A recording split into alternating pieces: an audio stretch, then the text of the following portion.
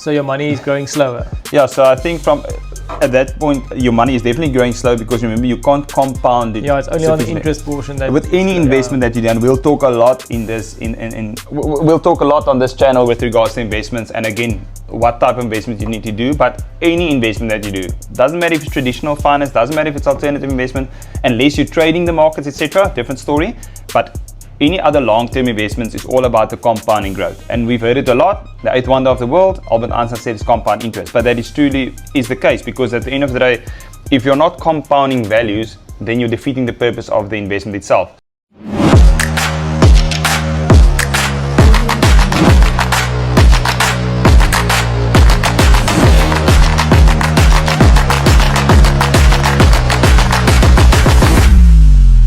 Welcome to the Smart Network.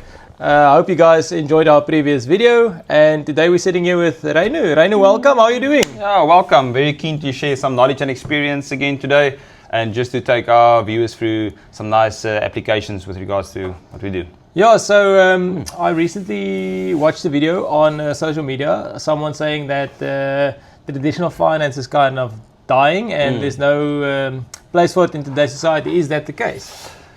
Well, I think firstly one has to establish what is traditional finance, because that is the space where you work in. Correct. Yeah, being an advisor for 14 years, obviously we get to deal with quite various and a lot of different type of clients, and they've all got different needs. So dealing with thousands of clients, 1,000+ clients over the course of time, we do get a lot of questions from clients in terms of what can satisfy their need at the end of the day financially, but it all comes down to first getting the basics right, and when you have the basics and the foundation right, then you can move forward into other alternative things. So I think, just to get back to your question, you ask what is traditional finance, or is traditional finance still a thing? Does it still have a place in society? Does it still have a place in society? Well, I do think definitely yes.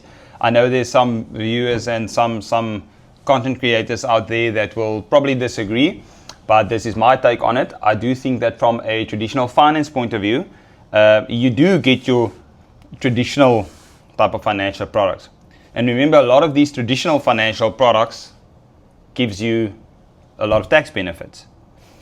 And that's why I always say that first look at, before you want to invest in private equity and investing in hedge funds and investing in digital assets. So if I can, so if I earn, let's say, a basic salary of 20 to 25,000, I just started out now, I'm earning 25,000 Rand a month, and I come to you right now, I want to invest money. What will you advise? So from a practical point of view, remember when you're earning 20, when you're earning 25 a month, remember your investable cash flow, or your investable assets basically, is going to be very different from the guy that earns 500,000 Rand a month, or 200,000 Rand a month, or 100,000 Rand a month.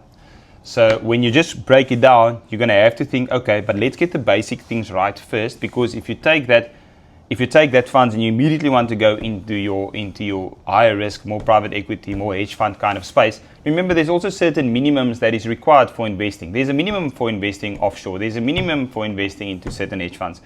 And people don't realize it, because the industry itself made this alternative investment sounding a lot fancier. Yes, it sounds sexy. It sounds sexy, correct, and the traditional finance sounds boring. That's the whole. That is the point of discussion that we're going to have here, because at the end of the day, traditional finance, yes, it might feel boring, but compounding over time, it yields massive results, and that is why we are still there. That's why there is still financial advisors out there, because people on the other side, and clients and customers, they don't know what they don't know. So it's a matter of they hear all these things on social media, and they look at a guy that's got 100,000+ followers, but at the end of the day, that guy's got his own viewpoints, and that guy's got his own biases, and that guy's got his own type of structures that he will put in place to benefit him. But at the end of the day, they're missing the concept of the traditional finance landscape. So just to quickly get to it, so what is a traditional finance product, for instance? We don't want to talk too much product specific, but just to give you a quick, brief, broad overview, traditional finance is things like a tax-free savings account. It's things like a retirement annuity. It's things like a unit trust. Sorry, on a tax-free savings account, I think there's a lot of questions and a lot of content out there, and information with regards to that. But if I'm a guy that earns 500,000 Rand a month, why would I want to have a tax-free savings account? Okay, so I'm going to give you a practical example. recently dealt with a guy. The guy's his net worth is 400 million plus. He's a client of mine, very good client of mine. Surely he's a good client of yours. Surely he is. But recently, he only started with a tax-free savings account, and he asked the question: is it really worthwhile for him? If he did not do that, he's not going to get the tax benefit. So just quickly on a tax-free savings, what exactly is that for the people that don't know? Tax-free savings account. It's a investment that gives you quite a bit of tax benefits. So looking at contributions, etc. So a tax-free savings account, it runs in the financial year from beginning of March till end of Feb the following year. How it works is you've got a limit that you can contribute to of about 46,000 Rand per year. That is your annual contribution limit. Once you go over that limit and you over contribute, you are going to be penalized from a tax point of view. We can delve into the specifics. So basically what you're saying, maximum amount that I can invest in that fund is 46,000 Rand a year. 46,000 Rand a year, and do not over contribute. Because also very, very important to take note of while we're on this topic is that remember when you've got a tax-free savings account with, I'm not going to mention any investment companies' names, but let's say you've got a tax-free savings account with an asset manager and you've got a tax-free savings account with your local bank. Remember, and you're contributing over here and you're also contributing in the other vehicle, in the other tax-free savings account. Remember, that's seen as two different tax-free savings accounts. So at the end of the day, if you're contributing 46 and 46 in the other one, you are over contributing with 46 and you're going to be penalized quite harshly with taxes from a SARS point of view, from a tax point of view. So it works. A tax-free savings account works if it works. So make sure that you do not over contribute. But yeah, that's the 46,000 Rand contribution limit that you've got over on an annual basis, and then you've got your lifetime limit, which is currently at 500,000. So just also very important, remember over time SARS changes the legislation as they go along. So it started off back in the day a few years ago with 30,000 Rand as a maximum contribution, then it went up to 33,000, then it went up to 36,000, and now recently from the 1st of March 2026 they've changed it to 46,000 Rand a year. So I just want to understand, so the idea of tax-free saving is to put that 46,000 Rand in every single year because you're not going to be taxed on that money. That money will grow over time, right? So every year there's obviously capital growth on that money. On the interest growth on that money. Yeah, and then over your lifetime, you can only invest 500,000 Rand maximum, and from there the money will just grow. And that's the idea, and you're never going to be taxed on that. And once you take out money, you can never put it back. If you take money out and you contribute that same amount in there, or that if you take money out and you contribute, remember it's going to affect your lifetime limit. So just quickly, just 2 steps back. Remember, if you are investing into a tax-free savings account, the whole purpose of investing into a tax-free savings account is the compounding effect that you will have. I've seen it so many times, and this is where my practical application, where I can share my practical viewpoints and practical experience, with regards to this, is that I see it so often where people invest via the bank in a tax-free savings account, and not the specific bank, just any banking account. Then they will be investing into a type of savings account in there. So they'll be investing in, I don't want to make it technical, but they'll be investing in money market funds or income funds or things like that, which only generates interest. So remember, the whole point of a tax-free savings account, and this is where people miss the plot, is that they talk all about tax-free savings account, all this, but they don't actually tell you what to invest in. That's where we come in to advise the clients on where they actually need to invest in. Because as I've mentioned, I've seen it so many times where people invest into an interest-bearing account, all right, the interest-bearing savings account. And remember, in an interest-bearing savings account, you only generate interest over time. So your money is growing slower. Yeah, so I think from at that point, your money is definitely growing slow because remember, you can't compound it. Yeah, it's only on the interest portion. That with any investment that you do, and we'll talk a lot in this. We'll talk a lot on this channel with regards to investments, and again, what type of investment you need to do. But any investment that you do, doesn't matter if it's traditional finance, doesn't matter if it's alternative investment, unless you're trading the markets, etc. Different story. But any other long-term investments is all about the compounding growth. And we've heard it a lot. The 8th wonder of the world, Albert Einstein said, is compound interest. But that is truly the case, because at the end of the day, if you're not compounding values, then you're defeating the purpose of the investment itself. Specifically, just talking quickly on the tax-free savings account, and it's so relevant because it's so out there. A lot of the people know what a tax-free savings account is, but they don't know the nitty-gritty of it and the technical part of it. But just simplifying it, if you're investing in a tax-free savings account, remember that money is still being invested in the market if you choose the right portfolios to do so. It's still invested in the market, which means there's going to be capital gains on there or capital growth on there. There's going to be dividends on there. There's going to be interest and on there. Now remember, in the Income Tax Act in South Africa, capital gains tax is not a complete separate tax. It's from part of your income tax framework. So it's not a separate tax. Remember, like for instance, there's other separate taxes. VAT is a separate tax. Sin tax is a separate tax. It's all separate taxes. Capital gains tax, for instance, which is very relevant with investments, and we'll also cover this at a later stage in terms of the topics. What is capital gains tax? How is it taxed, etc., with properties, with finance, etc. But with regards to the capital gain that you have to experience in the tax-free savings account, remember, all the compounding growth that you get, capital gain, the dividend growth, the interest, and all of that is going to be tax-free. And that comes back to your question of the 500,000 lifetime limit.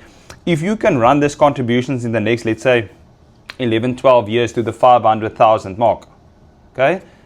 The moment you get to the 500,000 contribution, as it stands, remember they've never changed the lifetime limit. They've changed the annual limits from time to time, but they've never changed the 500,000. They might change this over time, or they might not. I don't know. It depends on their legislation over time. So what happens is the quicker you can get to the 500,000, by the time that you get your contribution of 500,000, remember there will already be growth in them. So your investment might be sitting in the next 10, 11 years at R1 million, for instance, or 1.5 million, or whatever the case might be. And from there on, you can just let it grow over time because they're not going to be taxing you on the growth. That is the whole point of a tax. So if I understand this correctly, it's not really about the 46,000 rand that you're investing on an annual basis. It's more on the where you're investing that 46,000 and what the growth is of that companies basically that you're investing in. Correct. So yeah. So at the end of the year, is there it's not only interest growing in that specific fund that there's exactly. Also other capital. So that is why I say you have to look at when you look at a tax-free savings account. If you have one, go look at your tax-free savings account. See actually where it is invested because people don't talk about that enough. If it's invested at the bank in a normal interest-bearing account at the bank, take note, you're not using it for the purpose. Benefit. No, you're not getting the best benefit because you're not getting that capital gain that you would be getting if you're investing in equities, for instance. Yeah. So equities and these asset classes, we'll talk about that over time. I want to keep things simple, but at the end of the day, is if you're not investing in an equity-bearing investment over time or equity-bearing portfolio, that compounding effect is going to be lower than a normal interest-bearing account. And unfortunately, if let's say you've already been investing in a tax-free savings account for the past, I actually got this, let me give you a real life example. So a client last week actually, then the client said yes, he's got a tax-free savings account. He wants to put his 46. He thought it was 36, but then I've just updated him on the 46, with the last budget speech. So he was going to put the 36 in literally like last week before I saw him. So he thought, no, let's rather wait. I'm going to have a chat with him. So in our meeting, he actually said that should he just put his 36 back into his account. He didn't mention savings account because he didn't know it's a savings account. Then I said no, it's obviously 46,000 rand now, and then I asked him the question, but where is his tax-free savings currently invested? Then he said it's at the bank. And I said, but in what portfolio is an investment? And he said, we don't know, it's at the bank, it's a tax-free savings account. So I said, no, it's a tax-free savings account. The principle of the product remains exactly the same. There's no difference in the product itself. But the portfolio we invest in, that's where the difference is. That's where you differentiate yourself from getting, I can say, moderate growth, or where you're getting exponential growth. So just to quickly wrap this section up, but in other words, what you're saying is there might be naysayers because they might have invested in a tax-free savings account in the bank, so the growth is little to none almost. But if they came to someone like you, for example, that invested in a different fund, same tax-free savings same principle, vehicle, same product, but in a different fund, so where the growth is more. 100%. So just quickly I'm going to get back to that now. Just on the previous explanation is, then at the end of the day, when we sat with this client, we actually saw that his tax-free savings account is invested in an interest-bearing account, and it has been doing so for the past 3 years, basically. So what does it do now? So he's generated in contributions. He's given a close to 100,000 rand, or actually it was just above 100,000 rand over the 3 years, and he's obviously got a bit of growth on there, not much. Now remember, he said, okay, but can I take this out and then reinvest it into equity bearing? Remember that contribution has already been done. That's already been ticked off at SARS, you've contributed X amount already. So he cannot now just transfer that funds over equity. So now if he does a tax-free savings account, he can do another one. He stopped his premiums over there, or stopped his contributions over there. Now he's going to be contributing equity, and hopefully for the next few years he can generate some good returns over there. So I just want to understand. So that 100,000 rand needs to stay at that financial That's going to institution, stay there. right? And that will grow. He can obviously take it out, but if he takes it out, then he's losing that growth. He loses his compounding effect. Yeah, but time. if he invests, so let's say he invested 100,000 rand at the bank, and now he comes to you, so he only has 400,000 rand left to Of the invest contribution for the limit. remainder of his lifetime. Correct. Yeah. So he will start from scratch basically. He will, yeah, but remember that the money will still grow 100,000 there. will grow It's just just not being slower. utilized in the right. You can change portfolios and things over time depending on the exact fund and the exact structure of that. But So it's quite important to invest in the right vehicle from day one. Yeah, and there's different asset classes. You get your asset classes, you get your equity asset classes, you get your bonds, you get your property, you get your cash. But again, I'm not going to go too technical in this discussion, but there's different asset classes at the end of the day. So I think where you invest what your you're funds saying into. is yes, there's still space for. Yeah, so just to finance. go back to the question, I mean, yeah, to traditional finance, there's definitely still, because with the tax-free savings account, as I said, and as That's I've just one. That's just one example. There's That's many very other simple. traditional products. That's why I say most of what we've said now, there's a lot of people, they don't understand how it works. So they want to start investing in all these fancy and nice things and all these things that sounds exciting, but at the end of the day, they don't understand the basics of the actual financial products that there is that you need to utilize. And just to quickly bring you back to that example that I gave you of the clients that's 400 million rand plus. He's obviously got other alternative investments. He's got quite some property in place. He's got a quite diversified portfolio, which is good. And at that stage, you have to have a diversified portfolio. You cannot be only investing in one thing. But he never had a tax-free savings account. And now it ends up his whole family's got a tax-free savings account because he understands money and he understands the compounding effect it can have. That it can have. Yeah. So he understands money and he understands the compounding effect it can have. So it just brings me back to, if you are earning 25 or 30,000 and think you're actually too good to invest into a tax-free savings account, or you think you want to invest in the more like hot and happening thing right now and what's happening, just take note that if that guy's doing it, why are you not doing it? Yeah. And as I said, it's because there's a benefit in it, and the benefit takes time to accrue. Yes, it's compounding. And a lot of people can contribute that because that's what they spend on coffees in a year's time. I think what is important with the tax-free savings and that I've learned is you must almost not have a need for that money again, because you mustn't take out, because whatever you take out, let's say I've invested 100,000, I'm going to take out 50,000 because it's a rainy day. I will never be able to replace that 50,000. You will never be able. So that growth on that 50,000, I'll never be able to replace. No, and unfortunately, that is something that happens quite often, is where people, the first investment vehicle, if I say investment vehicle, I'm talking about the product itself they're investing in, they jump into a tax-free savings account. And now what happens is, now being a first-time investor, you're going to probably going to have, you're going to have an emergency fund in place as well, and that depends on yourself as a person. What is your emergency fund, your slush fund, whatever the case might be. At the end of the day, that fund needs to be relative to your income. So my emergency fund, your emergency fund, the viewer's emergency fund, it's going to differ. I can't say there's a figures that there's a rule of thumb. They say there needs to be 3 to 4 times annual income. I can promise you most people don't have a 3 to 4 times not annual income, sorry, monthly income. So most people don't have a 3 to 4 times monthly income as an emergency fund. Most people don't even have that saved up. Most people don't even have 1 month's a salary saved up. And that at the end of the day, you need to go look at. You have to get your emergency fund sorted. That's basically the first thing that you do, just to have a side pocket fund. That can be in a savings account or in a type of fund which you can access immediately. So you need that. And then, as I said, if you're a first-time investor, coming back to the point of investing in a tax-free savings account, at that stage you need to take note. But what if you need money over time? Then you may be not looking at a tax-free savings account, or don't put all the funds in there, but maybe put funds in a type of unit trust fund where the funds is accessible at any time. There's flexibility with the funds and all of that kind of things. It kind of reminds me of the book Richest Man in Babylon, where I don't know if you ever read it. Great book. Okay, so where basically it's a very old book, but I think the basic principles remain the same. Where first pay off your debt. Or you get negative and positive debt. So pay off your debt or get it manageable if it's not manageable, and then start saving, start investing, and then obviously growing. So there's 3 tiers basically. So minimize your debt or at least, make it manageable, then obviously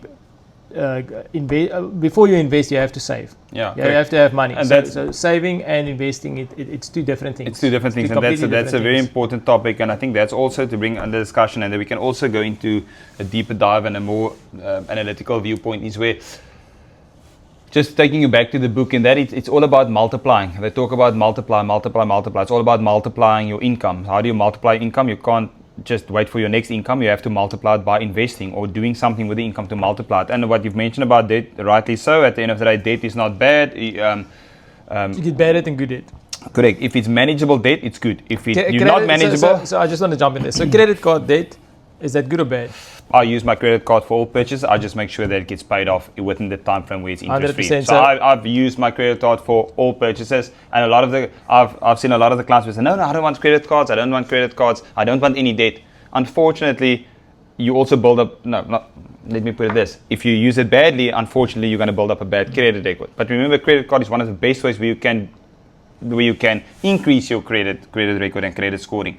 And that's you're going to need when you buy properties, etc., which we'll discuss at later use other people's money, basically, but you just have to manage and you can leverage debt a lot. You can leverage debt to build bigger businesses over time. And any serious entrepreneur, any serious investor have used debt in their life to build something more sustainable. So you have to use debt to scale and to leverage. That's very, very few people that I know.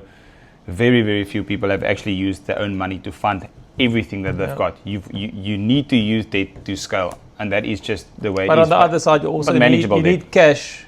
You need cash and cash flow. You need free cash flow. And you need obviously, you need cash flow, but you have to use the credit in order to build and to scale. And that's the one thing. When you do all these investments and stuff, I always tell my clients, I'm not going to bombard you with debit orders. I'm not going to bombard you with I have to pay this every month, I have to pay this. But also take note that you have to have the accountability and the responsibility yourself to know that when that time comes every month, you want to invest. Whether it's EFT that you're making the investments, whether it's debit order that is set up, but it comes down to discipline, it comes down to the structure again. Again, that's also something that we do here at the Smart Network. We will actually help you in terms of how do you actually structure your income and expenses in a way as well. We don't do the budgeting thereof. Obviously, the accountants, we've got the accountants that can run through that and can make sure your tax affairs is in order. But from a investing perspective, just take note, as I've said, don't just hoy all your money into a tax-free savings account and sit back and think you're going to retire rich. It doesn't work like that. It's a good product to have, a lot of benefits over here, and definitely use it. But it's just one. There is many out there, and most of the times you want to do all these things, but you don't have the budget to do all these things. Yeah. If you take it back to the question, earning 25,000 rand a month, you've got your living expenses, you've got your things to pay. Maybe there is only 1,000 rand to put towards your financial portfolio, and that 1,000 rand can't be split up into 10 different things. You have to choose between one or two. So just want to quickly, a question jumps to mind now. So I'm earning a salary of 25,000 rand a month. I have a credit card, which I have a little bit of debt on, which I do not pay on I pay the minimum monthly installment. Okay, so there's always interest that the bank will get because, they're borrowing me the money. But now I'm coming to you and I say I've got this extra 1,000 rand a month that I want to invest. Would you rather invest that in an investment vehicle, or would you rather advise me to first pay off my credit card? So there's also going to be mixed views on this, but I'm not going to be biased in terms of this.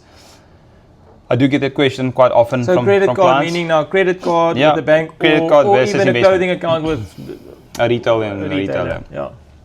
Let's say, I bought my clothes on debt. Yeah, basically you're paying 22% for 100%. the shirt that you're wearing, or 22% for the sneakers that Yeah. you're wearing. And remember, that's all. It's all relative to that specific person and what makes that person happy. But sometimes what makes you happy is also going to be making the bank happy in the long term, and short term being happy and long term being miserable because you've got so much debt. But at the end of the day, it's about, if you come to me and say, Rain, I'm paying 22% interest on my credit card. Again, just on that topic, most people don't even know what they're paying on the interest on the credit card. They don't know what the interest is on the bond. They don't know what the interest is on the credit card. So that's the first step. You don't even know what interest you're paying, but you want to start gaining interest. But the thing is, if you are looking at paying interest of 22% and you're investing in the market, and let's say realistically, in traditional finance, I'm gonna use the 10% as a realistic basis. Yeah. Yeah, remember there's still your growth need to be a bit Yeah. more because there's always still cost in the investment. Yes. There's management fees. There's Yes. a Lot thing of called deductions, effective yeah. annual cost. All of that. There's a lot of cost involved as well. But let's say, just for purposes of this conversation, we use a 10% growth rate. 10% compounding is good. Remember, 10% every year, 10% on the previous 10 years, 10% on the previous 10%, so on and so on. It grows to much more than 10%. Compound interest, yeah. Over 5 years, if you're getting 10%, your return is not 50%. It's more than 50% because your 10% compound each year Yes. on the previous 10%. So that's one thing. So that's compounding.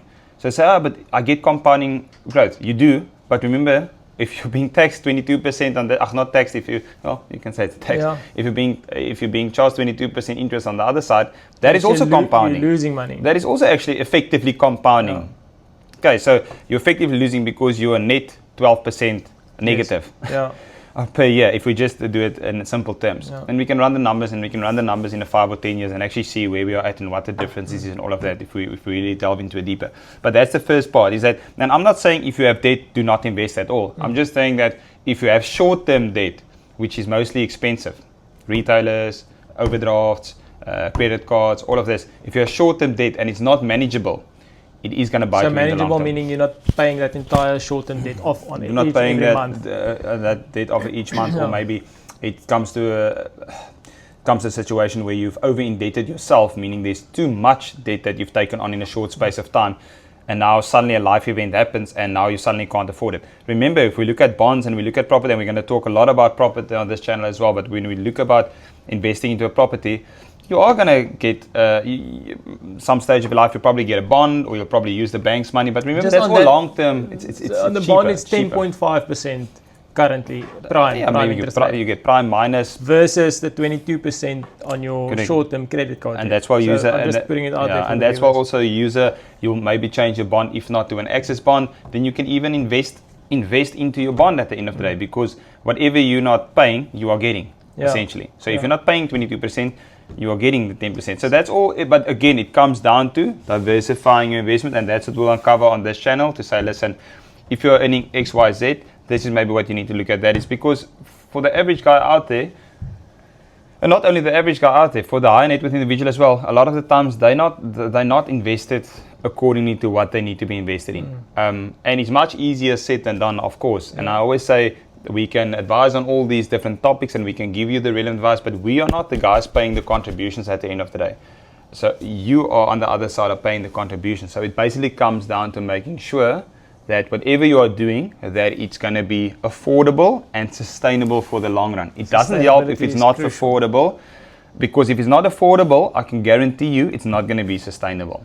And to build up a solid financial portfolio over time, sometimes it takes years. It can take 10, 20, 30 years to build up a solid financial portfolio. It's not going to happen overnight, because you're suddenly not going to get $1 million just to go and invest in all these nice fancy private equity and all these hedge fund structures, etc. But over time, your traditional investments will carry you forward, and over time that will compound, and over time you can use that to do all these nice and fancy things that you couldn't have done from day one. But maybe in 10 years' time, As your income grows, it of all course, depends. as well, But yeah. everything is always relative to what you earn, because Yeah. if you're earning 10,000 and you're looking at all these nice structures that you have to have a minimum of 250,000 upwards, or $15,000 upwards, you're not going to be able to do that. So rather start with what you can afford at this stage, and over time I think the important thing here is just to start. that's the most Firstly, important. just to start, get out of debt, short-term debt, get out of short-term debt. Make sure the debt that you do have is cheap money. Correct.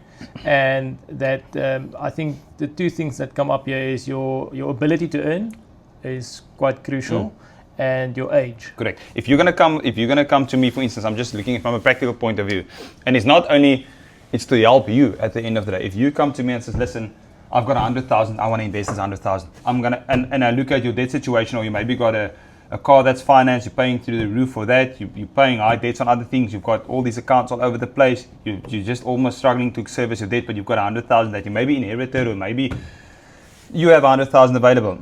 And you come to me and say, listen, I want to invest this funds, but I know you've got a lot of debt. I'm not going to take your money. I'm going to say, it's a wrap over here. First sort out the debt, come back to me in a year or two's time, then we can look at the situation. It doesn't help me taking on that 100,000, and I know for a fact I'm not going to be able to beat what you're currently paying. So then I will investing the walk away. 100,000, getting a return of 10%, There's no 10%, use. but I've got a car that's on like 20%. I've got a Correct. credit card that's Which on will another anyways 22%. then, and which you will any case then, I can guarantee you this, draw from time to time. Yeah. Nothing wrong with that. If you invest in a unit trust, you can draw every day if you want to.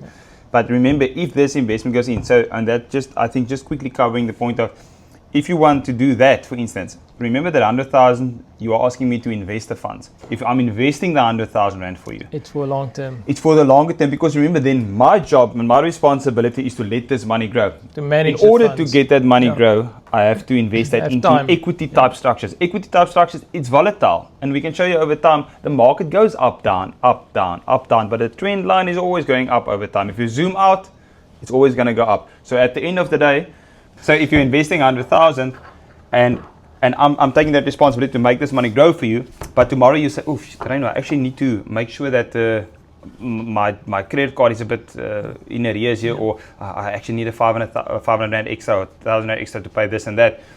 Then you're going to be drawing from this. Now remember, now we're already defeating the purpose of why we started initially. And that's from a practical experience, being in this industry for 13, 14 years already, I see this happening. That's why I would rather step away and say, first sort that out before I'm taking on any funds.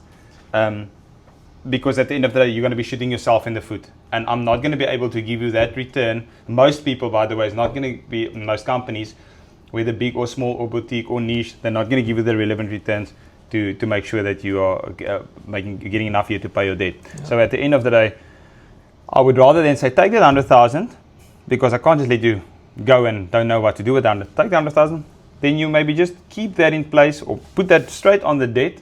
And if there's a few funds over, just park it in a savings for the time being and just see how your financial situation goes. Because before we invest that money, I want to make sure that you understand that this money is going to be not tied up necessarily, but it's going to be there for investment purposes, to not really draw for you to earn out of the money. You have to, because you also need to take that when that funds, when we're looking at any type of investment, we're always going to invest for depending on the structure obviously. But if you just take a vanilla approach, meaning just take a bland approach, simplified, we're investing that funds in a unit trust, I'm going to take that, let's use 100,000 for example, and I'll take some of that funds, let's say 20%, whatever the case may be. It's going to change from person to person. And I'll say, right, this goes into what we call an income bucket, and this goes into a growth bucket.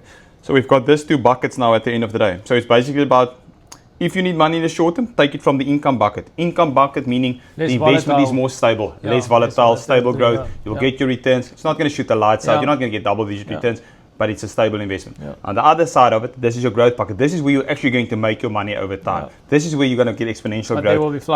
But there will be fluctuations. And currently what we're experiencing, there's a lot happening in the world, in the macro environment. Dips and spikes out. There's a lot of dips happening. There's a lot of spikes happening. There's a lot of market manipulation happening. So at the end of the day, we are not stock traders. We are not here to buy and sell stocks and shares and all of that kind of things. But we're here for investing for the long term and following a long term strategy. Right. So to wrap this up, I think what I get from this is, yes, there's still space for traditional finance. And we haven't even spoke about retirement annuities. We haven't even spoke about the normal unit trust. But again, that's maybe a topic for another discussion. But I do think there's massive amounts of value in it, because that's also something, retirement annuities. There's a bit of again, it takes but you have benefit, definitely massive tax benefits if you use it accordingly. Again, it all depends on your income, again, what you earn, because it have a direct effect on what you're going to get back from a tax point of view. So as I said, for most South Africans, the retirement annuities definitely, and how you earn as well. But also, there's a lot of bad mouth in the industry about retirement annuities, why it's not really relevant anymore. Remember, SARS is still giving you tax benefits. They're increasing it from time to time as well. The tax benefit currently is bigger than what it was last year. But again, if you don't understand the tax benefit, you cannot talk bad about a retirement annuity. That is still a traditional. I'm not saying chuck all the money in there. Same with the tax-free savings, same with others. But that's just one part. That's just an investment vehicle. And we'll chat a lot about investment vehicles on this. That's just one part of your whole structure, your financial portfolio. Yeah. So there's definitely a case for traditional finance, but we'll get to the alternative investments and the digital yeah, that's assets, what I wanted to etc. say now. So we're going to wrap this one up. Yeah. Definitely a place for traditional finance. We'll still elaborate on that. And then I think it comes down to earning, getting rid of your short-term debt first, then investing into traditional finance, and then from there you can invest in alternatives. Correct. Non-traditional finance. Non-traditional, and there's quite a bit of that as well. And that's a very niche and a boutique investment style, if I can put it like that, or that's a very niche market. But that caters, remember, that normally caters for the high net worth individuals Correct. as well, because only, I would say, not only because the complexity of the product is a bit different, but also there's higher barriers to entry. And remember, the traditional finance, it's big in South Africa and the world. You get your 401ks in the US and you get your RAs over here and all of that kind of stuff. Remember, it's big, it's traditional, so it's a type of a legacy product that have come all these years. And if you manage it accordingly, there will be benefit for you. But at the end of the day, that is where, and it's big because that's where most individuals get the first taste of the investments. And if it's not run correctly, and if you invested in bad portfolios and into these, how can I put, into these vehicles, which carries, some of them carries a high cost. If you are paying through the roof for these things, it's fees, also not, the net effect is not going to be a lot. So if it's not set up accordingly, it might not be the best investment. But if it's set up accordingly and you're using the tax benefits, then I can't see any other basic investment is going to give you higher returns. And that's what it comes to. At the end of the day, the bottom line for you guys is returns. You don't worry what happened in the background. You don't worry about the technical stuff. You want to say, Albert, here's 100 Rand, make it grow. It 200. Make it grow. That's all. You don't need to know all this stuff, but that's where we come in and advise accordingly. Right, so for you guys out there, so now you know a little bit more about the smart network. I think we're going to wrap it up for this video. So yeah, on to the next one. See you guys next time. Yeah, and just from myself, I think also remember this platform we are mainly using for educational purposes. It is not advice. Please come to us if you really want that direct niche individual consultation. But at the end of the day, this is only a knowledge sharing platform, and we hope we can create some no BS environment and cut through the noise and actually just give you our experiences of the industry. So yeah, that's a wrap for me. Thanks. Thank you guys. Cheers.